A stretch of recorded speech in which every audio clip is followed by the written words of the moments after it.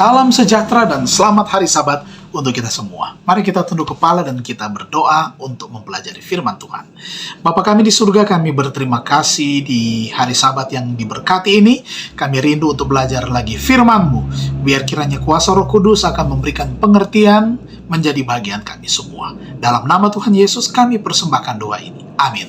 Perenungan firman Tuhan pada saat ini berjudul, "Karena itu memberikan hikmat dan pengertian." Ayat tema, "Karena hikmat akan masuk ke dalam hatimu dan pengetahuan akan menyenangkan jiwamu.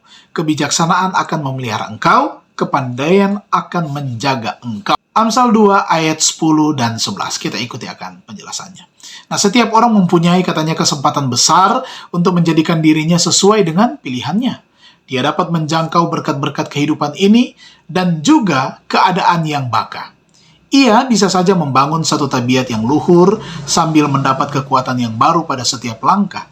Setiap hari dia akan berkembang dalam pengetahuan dan akal budi sambil mengecap kebahagiaan, sehingga kebajikan dan anugerah bertambah-tambah. Daya pikirnya semakin kuat apabila digunakan. Akal budinya semakin mendalam dan kemampuan otaknya semakin besar.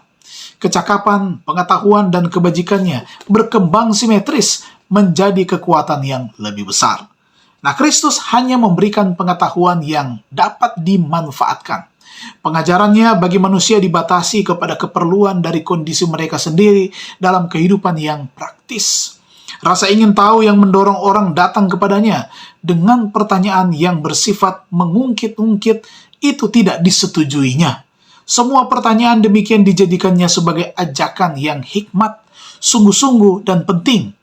Bagi mereka yang begitu ingin memetik dari pohon pengetahuan, ia menawarkan buah pohon kehidupan. Mereka menemukan setiap pintu tertutup kecuali yang menuju kepada Allah. Setiap sumber termeterai aman demi sumber hidup kekal. Juru selamat kita tidak mendorong siapapun untuk memasuki sekolah nabi-nabi pada zamannya.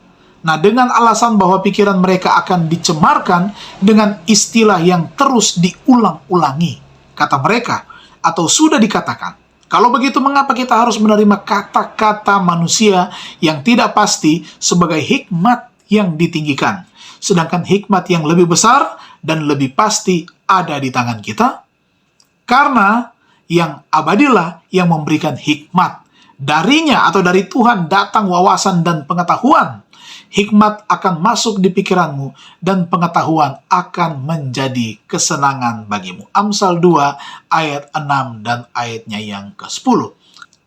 Untuk itu saudara-saudara, mari kita datang kepada Tuhan dan memohonkan hikmat surgawi akan menjadi bagian kita. Ini kesempatan yang besar bagi setiap umat-umat Tuhan untuk mendapatkan berkat.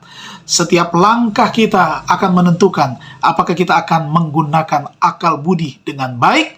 Kita minta kecakapan, pengetahuan, dan kebajikan hanya berasal dari Tuhan. Mari kita tunduk kepala dan kita bersatu dalam doa. Terima kasih Tuhan, kami boleh belajar firman-Mu. Terima kasih kebenaran yang indah menjadi bagian kami. Karuniakanlah kepada kami hikmat kebijaksanaan surgawi, yaitu takut akan Tuhan. Bapa di surga, pada sepanjang Sabat ini kami mau serahkan hidup kami ke dalam tangan kasih-Mu. Berkatilah semua umat Tuhan yang sudah beribadah pada saat ini.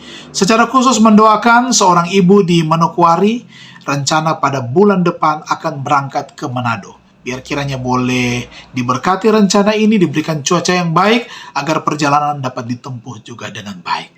Sepanjang Sabat ini kami mau serahkan hidup kami ke dalam tangan kasih Tuhan. Diberkatilah kami semua, kami persembahkan doa ini hanya di dalam nama Tuhan Yesus, nama yang indah, Juru Selamat dan Penebus dosa kami. Puji Tuhan, amin. Terima kasih, selamat Sabat, Tuhan memberkati kita semua.